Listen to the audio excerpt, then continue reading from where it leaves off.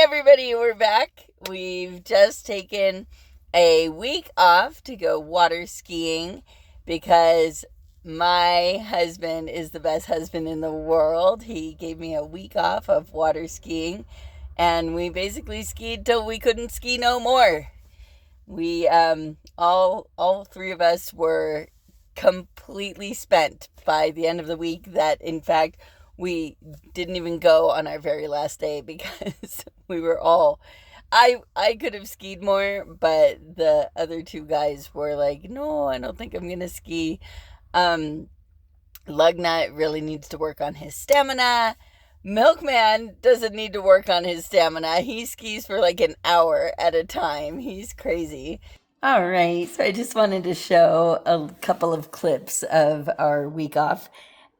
So this is the lake we go to. It's about a half an hour from our home, and it's just, super empty almost all of the time. And I think that's mostly just because there are not a lot of people who live out here. We can see that the water is super, super glassy. And of course, that's what we love about it. Although it does get choppy when the wind picks up. And so we usually get there and put the boat in before the sun comes up. And so even in August, that means it's pretty chilly as we're getting going on the lake, but that never stops anybody. Of course, my handle is Ski Babe for a reason. It's for water skiing, and I've been water skiing since I was a very young child. All right, hit it! This ski that I'm on is actually not a slalom ski. It's called a swivel ski. It actually only has one binding. Most swivel skiers, the non-binding foot is up in the air somewhere, right? We do kind of like ballet maneuvers. And so the other foot is usually up in the air. So this ski is, it's huge, it's really heavy, it's made of wood, so it does not like to cut through the wake the way slalom skis do. And normally on this ski, I would be doing turns, right? I can do a 360-degree turn. I can ski backwards. If I had the proper equipment, I could put my toe in what we call a toe hold, and that's where I'm basically being pulled by my foot rather than by my arms. I do like to slalom as well, and I like to do more on the swivel ski, but I'm out of shape, so I need to get back into shape to be able to do all the stuff I used to be able to do. Hit it. So Lugnut is he's only been skiing for a couple of years, and of course we can't ski as often as we want to because we're not home so much. But he skis behind what's called a boom, and a boom is just basically a pole that sticks sideways out the side of the boat. And when he was brand new, he would hold directly onto that boom. He would hold onto the boom, and then we would just start moving, and it makes it very easy for him to get up. There's really no not getting up on the boom.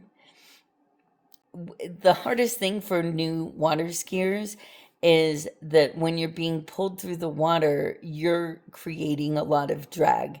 And then all of a sudden you get up onto the top of the water, and then you tend to get a little bit of slack in the rope. And that slack is a little bit hard to know how to deal with it when you're a brand new water skier. And that's why the boom is such a great idea, because when they're skiing directly on the boom, they're holding on to the boom itself. There's, of course, no slack because there's no rope. This rope that Lugnut is holding has a bunch of different colors. The handle itself only has a white rope. Our plan is to add small lengths of rope to his handle one day at a time, and so that he gets used to a little bit more and more and more and more slack. And so we just have an extra slalom rope, and we use those lengths for Lugnut, to add a little bit of length to Lugnut's rope. And that way he gets a little bit more used to the slack in the rope a little bit at a time. And eventually he'll be on a 70-foot rope, and he won't even realize how difficult it can be for other people to get up behind the boat. So here's Milkman. All right, hit it. He used to ski when he was a kid. His cousins had a boat, and so he skied with them. And he has a back injury, so he cannot ski on one ski anymore. That's why he skis on two.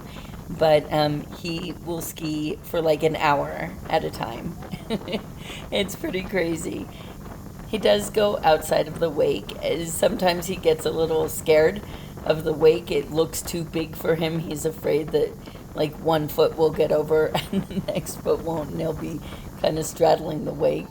Of course, if he, just went with enough, intention, that would not happen. And we have, it's just a really fun family time. We don't just ski. Okay, cannonball! So Lugnut, he loves to just spend time in the water. He loves it when we come in the water with him and just hang out in the water. He loves to do cannonballs. And he also loves to ride in the open bow that we have. And he loves to go as fast as Milkman will go. You might be worried about him, falling out and potentially getting run over by the boat. And I was very worried about this because I had heard stories. And so when we purchased the boat, I asked the woman, what is the latest, greatest news on whether it's okay for a kid to ride in the open bow? Is there a speed limit? Is there a weight limit? Are there rules? Like, what does she do? She happened to have a kid who was roughly Lugnut's age, and she said that her rule was that he needed at least 1 foot on the floor and to be holding onto the side rail and to have the tuchus on the seat. Milkman's very safe. He's the one who drives the most. One would think that I would be more interested in driving a boat or better at it because I grew up on the water, but the truth of the matter is that I grew up 70 feet behind the boat. I very rarely ever drove the boat. There was always somebody else available to drive. I was the youngest child, so nobody ever thought to let me actually drive the boat. And then I was on ski teams or ski clubs, and somebody else was always a boat owner. So I never really learned how to drive. And it's in fact very difficult for me. Milkman often asks me, "Oh, what am I doing wrong, or should I do something better?" And I'm like, I don't know.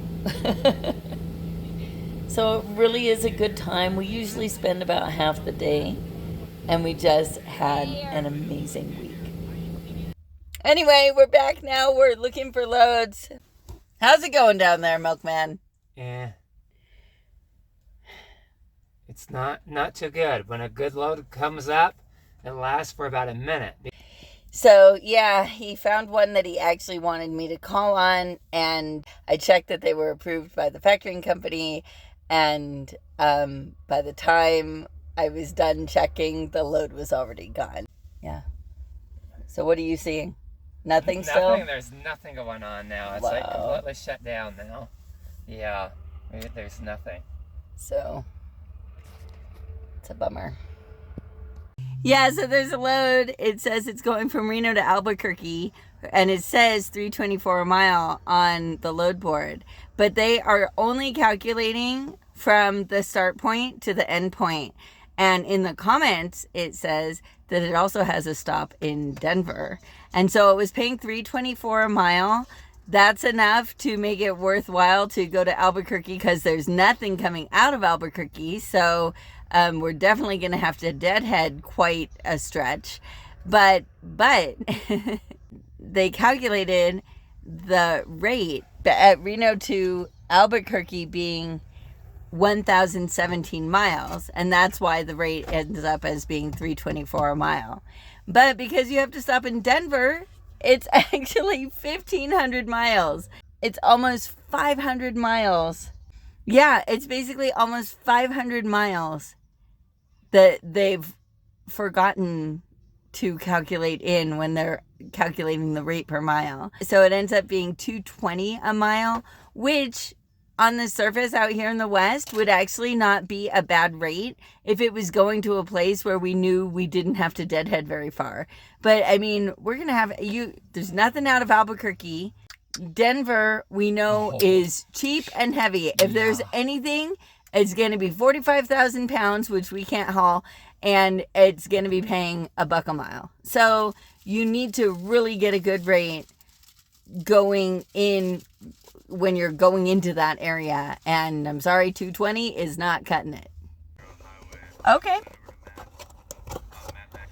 Sure. Okay. Okay, yep, I see the link. So, yeah, I will fill this out right now. All right, thank you so much. Great, thank you so much. I appreciate it. Oh, here we go, RateCon.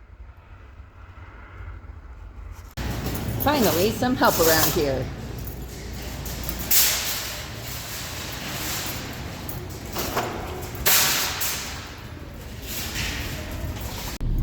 All right, we have arrived. I need my haircut now. Yeah, well, I keep trying. You're always too busy. Well, no, I'm not. I wasn't the other day in the shower. 8 to 5. They said it opened at 1. Or maybe it wasn't. Well, it wasn't ready, probably. Yeah. Hello. Oops. We're here picking up a load, going to Cockeysville, Maryland. So how you feeling? Not stinky in here? Huh? Yeah, it's... Well, I could see they got a big door opened over there. Yeah. And, you know, it's not all closed up. And it's not an office. Right. It's, you know, it's out here where the people are working. So... Oh, here we go. Yes, I see a person. I do too. Hello. Hello. That can't be good. No. It's reminding me of the time that we were out there in Georgia. Yeah. Yeah. Yeah. It's supposed to be 22,000 pounds. Sure.